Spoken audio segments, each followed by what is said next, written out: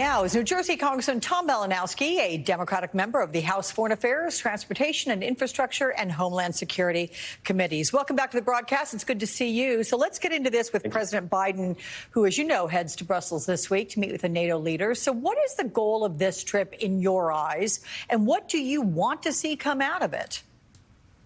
It's all about unity. NATO is more united today, I think, than it has ever been in a national security crisis, and that's been essential to our success. But NATO's going to be tested. We are all going to be tested in the coming weeks. So I think job one here is making sure that all of our allies are prepared for anything that Putin might do, including testing Article 5, the NATO defense commitment, including use of unconventional warfare that might be designed to terrify us into making concessions to him. So that's number one. Number two, continuing the effort that is already underway to deliver weapons to the Ukrainians from particularly our Eastern European allies that have air defense systems like the S-300 and other systems that the Ukrainians can use right away effectively to beat back the Russians. And then I think number three is talking about energy independence, about helping the European countries break free of their dependence on Russian gas and oil, because that's the last thing that's keeping the Russian economy going under otherwise very strict sanctions. Point well taken. Certainly that third point as well relative to Europe. So let's talk about White House Press Secretary Jen Psaki, who tweeted today that there are no plans for the president to travel into Ukraine during his trip. On the face of it, do you think, or rather you would think perhaps, that if the U.S. is not sending troops into Ukraine, why would we put the president in that situation? So do you agree with this decision? I mean, is this the right move, keeping the president out of Ukraine? I worked at the White House. I traveled the world with the president. I know the multiple layers of security that go with that. Yeah. And so, you know, I would not want to be the Secret Service officer planning that trip. You know, that said, this is a war of symbols and gestures as much as it is a war of steel. And one way or another, I would be advising the president to think about symbols and gestures that demonstrate our commitment and our support and our strength. So I won't go beyond that because I do not want to be providing security advice to the president of the United States. I can about imagine. That said, though, I mean, given the end of your statement, if the president were to go, could that also be viewed as a provocative move? You know, I think we're making a little bit too much of the provocation arguments, and I say that as somebody who does not support any direct military involvement by the United States in this conflict. I think a no-fly zone would be a bad idea for Ukraine as well as for us, for example. But I wouldn't go too far in the direction of allowing Putin to make our decisions for us. Okay, so one more question on this vein. If you could guarantee the security, if you weren't the guy in the Secret Service planning the president's trip, would you want to see him go to Ukraine? I would want to see the president standing with Ukraine in every way possible. Let me just put it that way. So, would you like to see him go to Ukraine?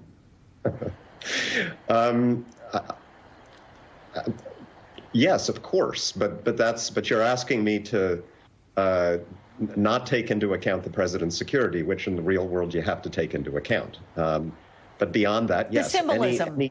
Anything, you know, I'm more focused on the practical support. This is a war, and I want those brave Ukrainian soldiers and civilians not just to survive, but to triumph.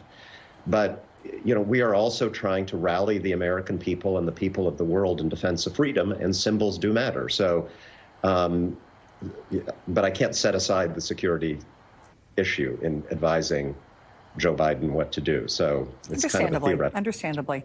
Let's talk about Reuters reports, which is that Turkey's foreign minister says that Russia and Ukraine are nearing an agreement on critical issues. He's hopeful for a ceasefire. On the diplomatic side of this, we have also seen countries like France and Germany. They're making frequent calls with Vladimir Putin. So do you think it would help or hurt to add the U.S. to these diplomatic efforts? Direct diplomatic efforts, I should say, direct. Yeah, well, I don't, look, I think we got to have a ceasefire. We need to see the Russians stop shelling these Ukrainian cities and stop killing Ukrainian civilians.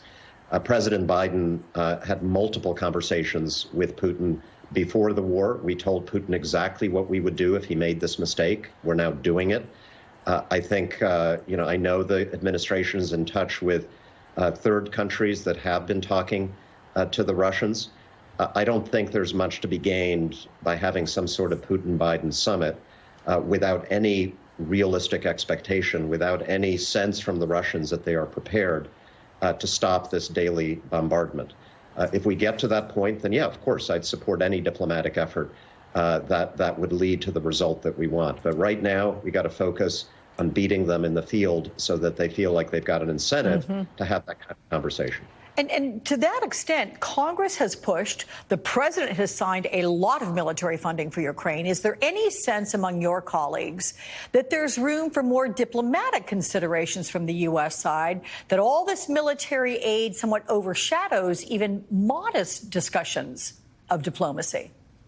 Well, talking about diplomacy, we need to support the Ukrainians here. We can all have our own opinions about how this war might end, how this war should end. They are the ones doing the fighting. They are the ones doing the dying. We should not be telling them what to do in any negotiations with Russia. We should support whatever they end up doing. And so, that should be our message right now. If the Ukrainians ask for our help in negotiations, we should provide it, but they've got to be in the lead. Where we need to make a decision ultimately, and this would be a good problem to have, is what to do with the sanctions that we have imposed. Do we, if there is some sort of ceasefire or diplomatic agreement, do we lift some of the sanctions? Do we continue to put sanctions in place and to leave the sanctions in place until there's some accountability for what Putin has done, until Russia, for example, contributes to the reconstruction of Ukraine? Those are going to be the decisions we have to make. Only the Ukrainians can decide how this ends, because they are the ones on the front lines. Well, another variable in whether or not sanctions get reduced to any degree or removed amid this war, what is your assessment of threats to the U.S. homeland? There's a new article you may have seen in Vox, and it asks, is Russia holding back from cyber war? Russia's military losses may have impacted its cyber tactics. Since the invasion started, sir, we've heard warnings of retaliatory cyber attacks against the West. Is this still a threat, or have Russia's cyber capabilities been either impacted or overestimated? I think it's still a threat. It's interesting that it hasn't happened. I would say that one of the really important things that the Biden administration did here was to warn the American people, American industry, and people all around the world that this invasion was likely to happen. We used that time to strengthen our cyber defenses.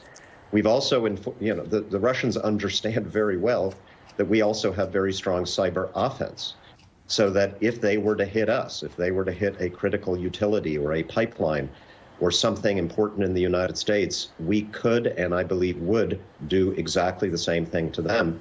So I'm only speculating here, but perhaps Putin has decided that he does not want to absorb that pain on top of all the other pain that we are inflicting on his economy. New Jersey Congressman Tom Malinowski, thank you so much for your